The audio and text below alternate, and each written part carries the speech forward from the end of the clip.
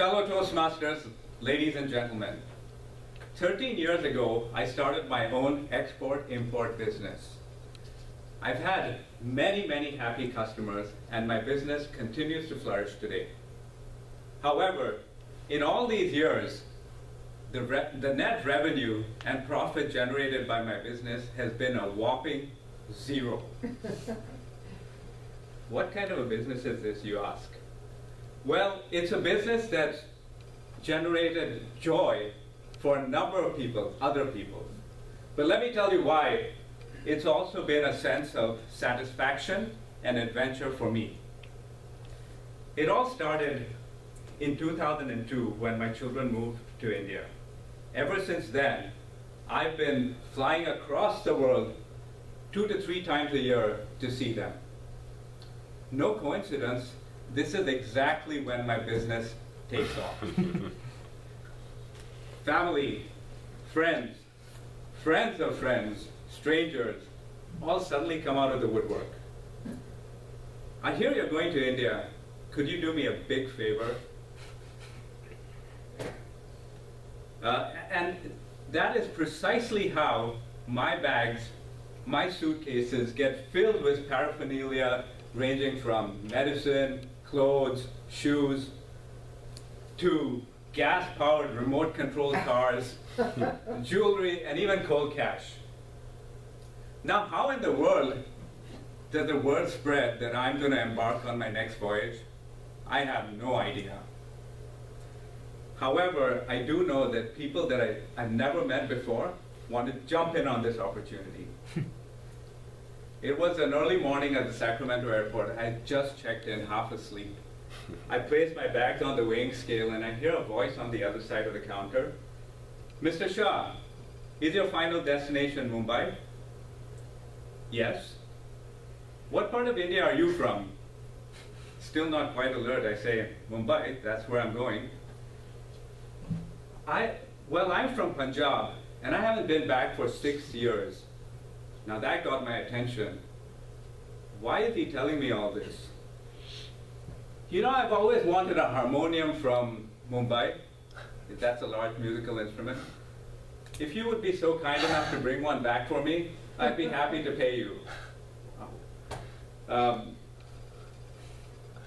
if you don't believe me, if you go to the Sacramento airport, you'll still see him, a short man, white hair, and a long gray mustache. Speaking of mustaches, it reminds me of a story at the customs at the Mumbai airport. My father had asked me to bring home a soy milk machine. I know, I didn't know what that was either. The red lights on the X-ray machine started flashing as my bag went through. And they took my bag and put it aside for inspection. This tough-looking, tall, lanky customs officer came sauntering down, twirling his mustache, an evil gleam in his eyes. Now this is a good time for a cultural detour. Indian men are extremely proud of their mustaches. 99% of the men have one. And when they have nothing better to do, they spend their time twirling away the tips of their mustaches. Back to the customs officer. Open your bag, sir. Ye kya hai? What is this? It's a soy milk machine. Wo kya hai? What the heck is that? Now you try explaining what a soy milk machine is to someone who's never seen soy, let alone heard of a milk machine. Well, you'll have to pay duty on this. Okay, how much? Let me check. So he pulls out his customs duty manual and leaves through the pages. Obviously, there's no mention of a soy milk machine. Frustrated, he comes back. Sir, I'm going to let you go this time. But next time you're going to have to pay the duty. Thank you, thank you. Very kind of you, I said, trying my best not to laugh. So I'll leave you with one more story, one last story. I braved it through the traffic in the Bay Area to get to the San Francisco airport to catch my flight just on time. It was one of my lucky days because I'd been upgraded to international business class. Definitely not Spartan.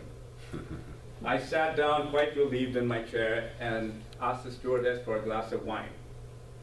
The man next to me in his pretentious Armani suit was reading a newspaper. I took a few sips of wine and I heard a loud voice behind me.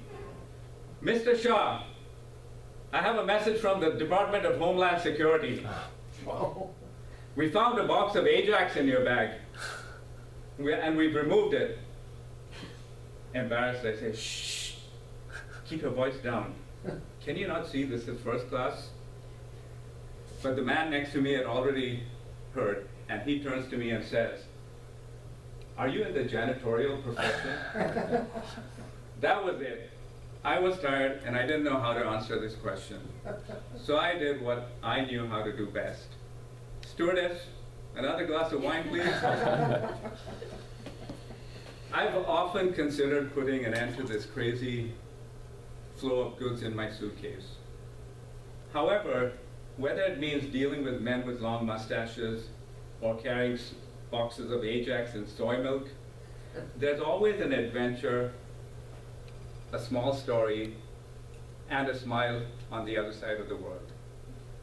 There's absolutely no way I'm going to give this up. Thank you.